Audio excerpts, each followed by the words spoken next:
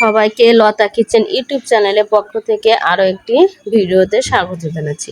ছুটির দিন আজকে ভাবলাম সবকিছুই হালকা পাতলা কিছু রান্না করি। এখানে দেখতে পাচ্ছেন ঝিঙে আলু দিয়ে মাছের পাতলা করে ঝোল করব আর আমের টক রান্না করব। এই হলো আজকে আমার রেসিপি। প্রথমে আমি সুন্দর করে মাছগুলো লাল লাল করে ভেজে নেব। কড়াইতে পরিমাণ মতো তেল দিয়ে মাছগুলো দিয়ে দিয়েছি। মাছগুলো একদম লাল লাল করে ভাজা হয়ে গেছে। এখন আমি একে একে মাছগুলো নামিয়ে নেব। মাছ ভাজা যত ভালো হবে খেতে ততই ভালো লাগবে। মাছ ভাজা তেলের মধ্যে এখন 5 ফোড়নটা দিয়ে দিলাম, ঝিঙ্গে এবং আলুটা দিয়ে দিয়েছি। তেলের সাথে খুব ভালোভাবে ভেজে নেব। পরিমাণ মতো লবণ দিয়ে দিলাম, যেহেতু ঝিঙ্গের তরকারি লবণটা একটু কমে দিলাম, পরে যদি লাগে একটু দিয়ে দিলাম স্বাদ মতো হলুদের গুঁড়া আর লঙ্কার গুঁড়ো। ঝিঙের তরকারিতে মিষ্টি মিষ্টি হলে খেতে বেশি ভালো লাগে, বেশি ঝাল দেবো না।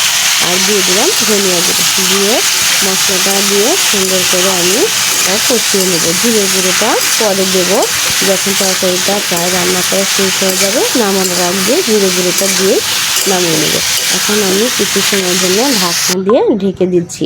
ঢাকনা দিয়ে ঢেকে দেওয়ার পরে পরিমাণ মতো ঝোলটা দিয়ে দিলাম। খুব বেশি দেয়নি, তরকারিটা ফুট এসে গেছে। ভেজে রাখা মাছ সব একে একে দিয়ে দিলাম।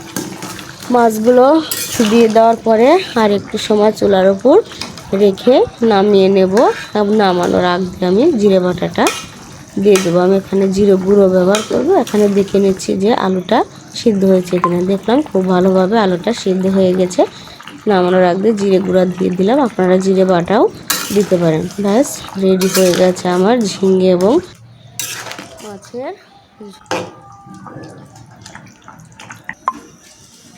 তরকারি ঝোলটা আমি এই যে দেখতে পাচ্ছেন নামিয়ে নিয়েছি। এখন আমের টকটা রান্না করে নেব। কড়াইটি একটু তেল দিয়ে দেবো আর একটু ফোড়নে দিয়ে দিলাম না, কয়েকটা সর্ষে ফোড়ন দিলে ভালো হয়। অল্প একটু ঝোল দিয়ে দিয়েছি আর দিয়ে দিলাম হলুদের গুঁড়ো। পাকা আম